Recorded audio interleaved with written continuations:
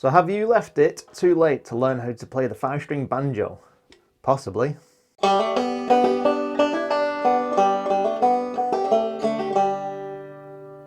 So hello and nice to meet you. My name is Ben Daunting and I am the banjo man from up north, hence the strange accent.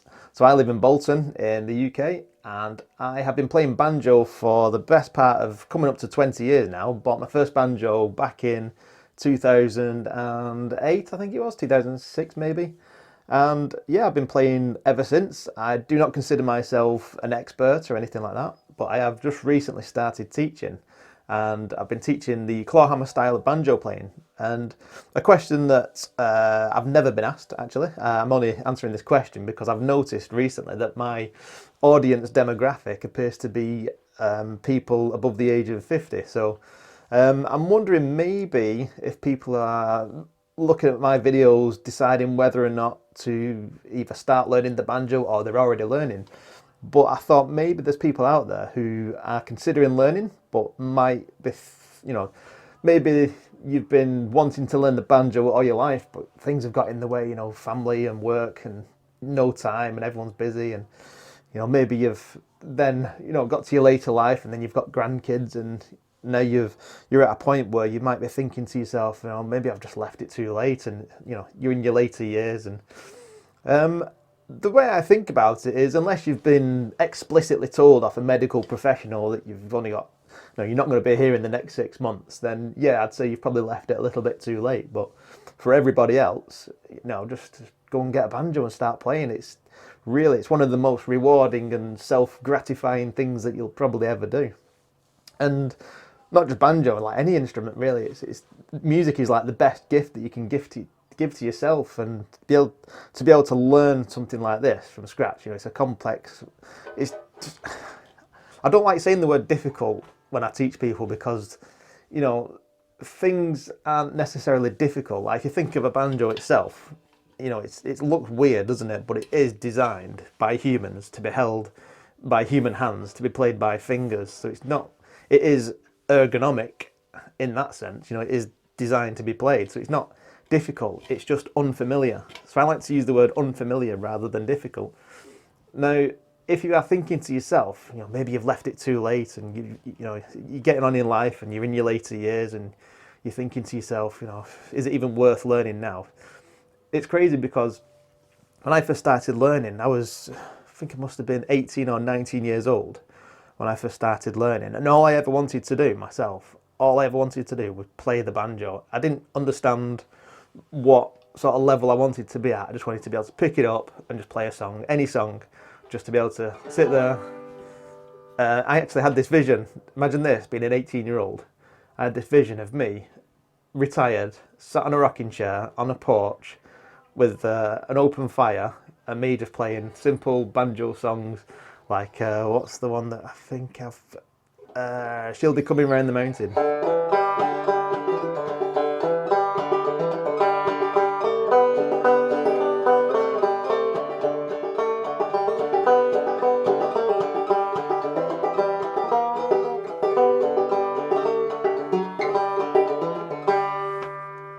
And for some reason I had that in my mind, that's where I wanted to be in retirement at my later old age. And that was at the age of 18. I thought if I could just have like a skill in the bag that I could do till the end of my natch, until the whistle blows, I could do something that's not too intensive. Like I didn't want to I used to be a skateboarder when I was growing up. So I thought obviously I can't be skateboarding at, the age of 60 or 70 or 80. So I thought I just need a low intensity skill that I can do, forever. So I thought I'd learn the banjo, and that was at the age of 18. So all I wanted to do was learn, just to play a song. But so by the age of 19, I could play.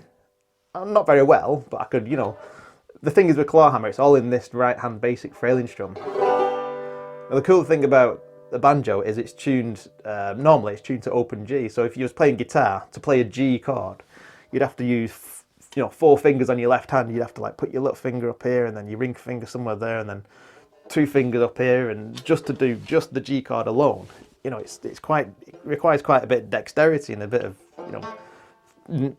things going on in your left hand, and then you've got a pick. This is guitar, by the way, not banjo. You'll have a pick and you have to do strumming patterns, down, down, up, down, up, down. You know, and then you've got to switch from a G to a C, which is another 3 or 4 finger chord position. So it requires a lot. Whereas banjo, you know, claw hammer banjo, straight out the box, you've got a G chord. So if you wanted to learn a song that requires 2 chords, a simple song like, I don't know, Mary Had a Little Lamb, is a G chord. And then a D7 chord is usually, you know, if you're learning banjo, like I teach the banjo, the first thing I want to do is get my students just playing songs. So we'll start off with a G, obviously, open G. The next easiest chord to learn is, it's called a D7. It requires 2 fingers, like that. So, you know, and then the tricky part, now, I'm not going to say it's easy, but the tricky part of the claw hammer banjo, it's in this right hand, this basic, they call it the basic frailing strum. Now, with a guitar, you'll have a pick and you just go.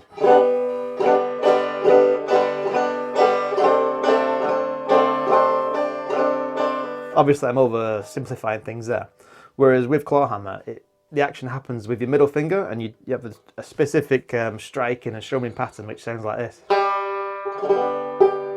It's deceptively simple, but it requires hours and hours of repetition and practice. So, you know, so you go, and then you just alternate between strings.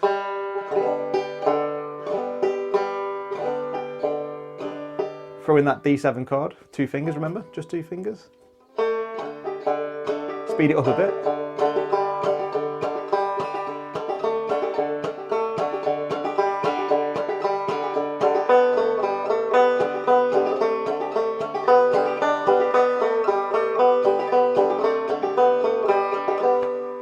And you can play a song, and that's it. And that took me, it didn't take me long, because, you know, I was 18 at the time, and all I had in my life was work and video games. So all I had to do was sacrifice half my time playing video games and use that time to learn the banjo. Now, all it requires is practice sessions, right, of 30 minutes, and that's all you need. 30 minutes of knowledge, and the rest of it is just in the practical, just getting on with it, you know, just get stuck in and learn it. And that right hand basic frailing strum takes a long time, hours wise, right?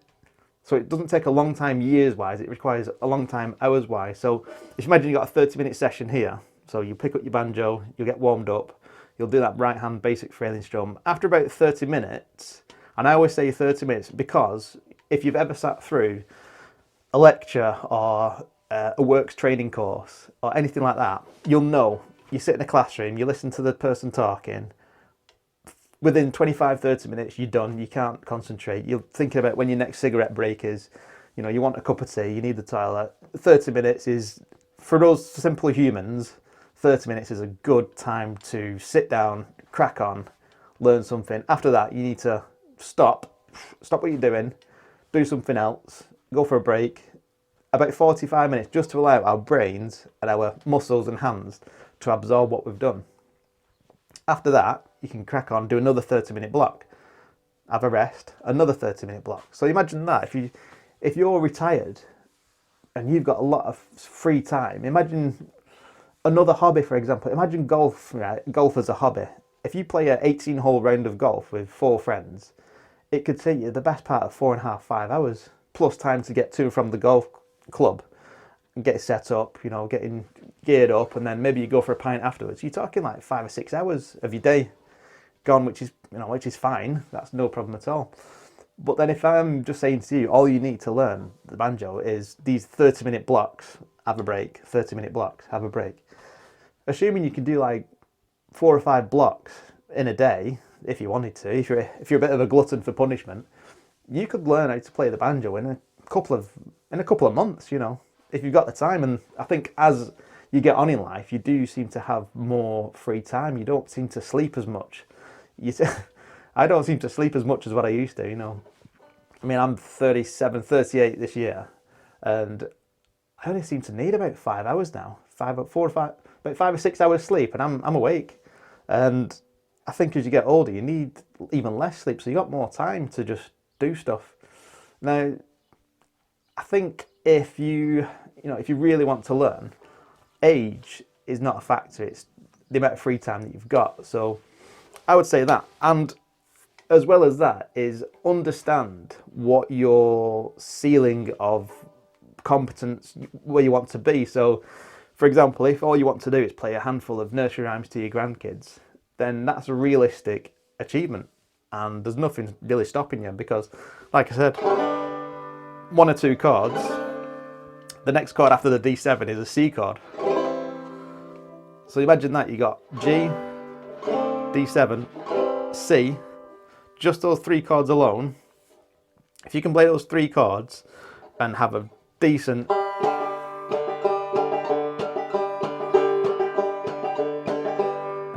right hand strumming pattern, which takes time, I'm not going to lie to you, that does take a long time to master, that right hand pattern. But if you can do three chords and this, you can play, and I'm not even joking, you can play thousands and thousands of really great sounding banjo tunes. And I think that is not only a realistic achievement, but it's an ability that you're going to treasure and you're going to want to share with everybody. Because as you get on in life and you get older, you seem to lose that sort of magic of excitement. You know, as you're kids, you get excited about every little thing. You find a ladybird in the garden, it's the best thing ever. You've got a ladybird, look at that. And then Christmas comes around the corner and you get that overwhelming sense of sheer excitement. You know, Easter's great, and you know, as you get older, you just kind of lose that magic of life, just kind of goes. But what I found is, you know, with learning and playing the banjo, there are milestones that happen along your sort of banjo learning journey that reignite that zest for learning and that feeling of achievement and that excitement. You know, when you first start to learn to play, everything's slow and clunky and awkward and things just don't feel right. But then there's one point at which you might just be sat there one day and then your hand just kind of just does it by itself, and then you realise that you're not thinking about it and it's just kind of doing its own thing. It's almost like it's alive.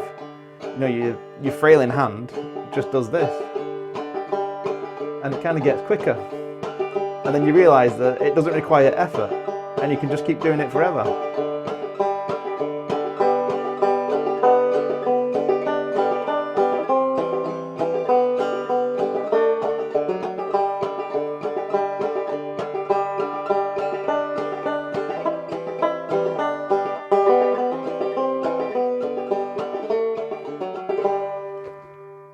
And that's the great thing about the clawhammer banjo. It's so intuitive and it's so natural, and you don't require any finger picks, and it's just you and your banjo, and it's such a satisfying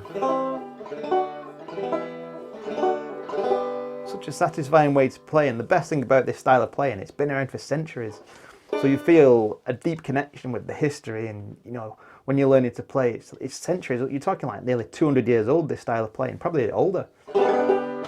And as you're learning it, you feel that kind of heritage and that history, and you know that, you know, you're only a small drip in the ocean, but you're keeping that style of playing alive, and it's fantastic to feel that as well. So it's not only, you know, the practical skill of playing the song and being able to achieve something new, but just feeling that connection to the history and the people who've gone before us and the people who are going to come after us and play the banjo, and we're just a part of that story. So yeah, so if there's ever a point where you feel in your heart that, you know, you really want to just learn how to play, but you know, maybe you've left it too late, you're really not, because I feel like I've wasted loads of time. You know, like I said, I learned at 18, by the age of 19 or 20 I could play a handful of chords and I could do that. And then I learned the song Cripple Creek, which is probably one of the first beginner banjo tunes you learned.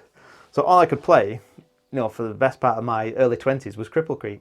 And because my ultimate goal was to learn how to play the banjo, any song will do, I learned Cripple Creek, and that's all I played for about 5 years, was just constant. Just over and over again.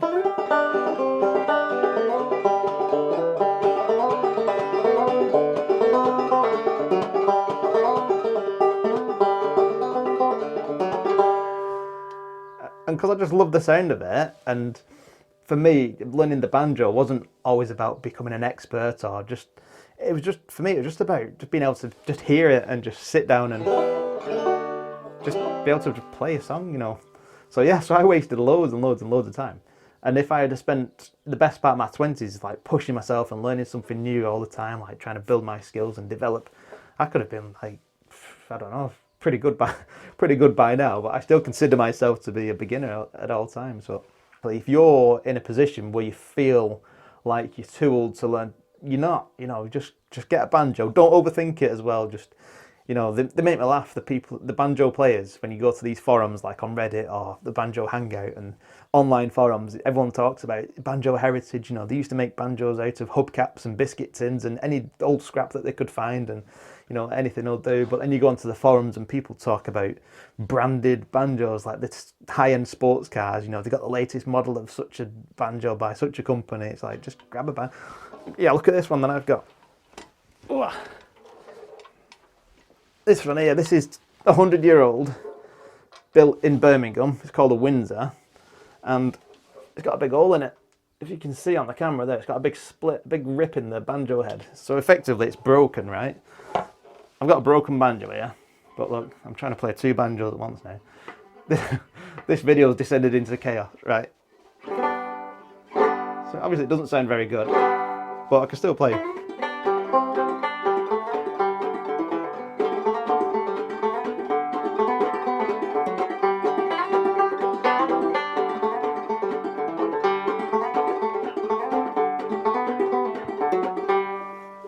And that is a 100-year-old antique broken banjo, and you can still play it. So don't overthink it. Just go on eBay, get yourself make sure it's a 5-string banjo. I've got a handful of banjos for sale on my website. If you go on banjoadventures.com, if you live in the UK, I could get you a banjo sent over, and it includes 12 months membership to my Banjo Adventures Discord, so I can teach you how to play the banjo if you're interested in learning. Otherwise, you know, just go on eBay or go to your local music shop, get yourself a 5-string banjo, and just check out all of my video tutorials. And if you're ever struggling or you get stuck, just reach out to me, send me a message, and I can do my best to help you. So yeah, you're not too old, just crack on and get on with it, and I promise you it'll be one of the most rewarding and most satisfying things that you'll ever do.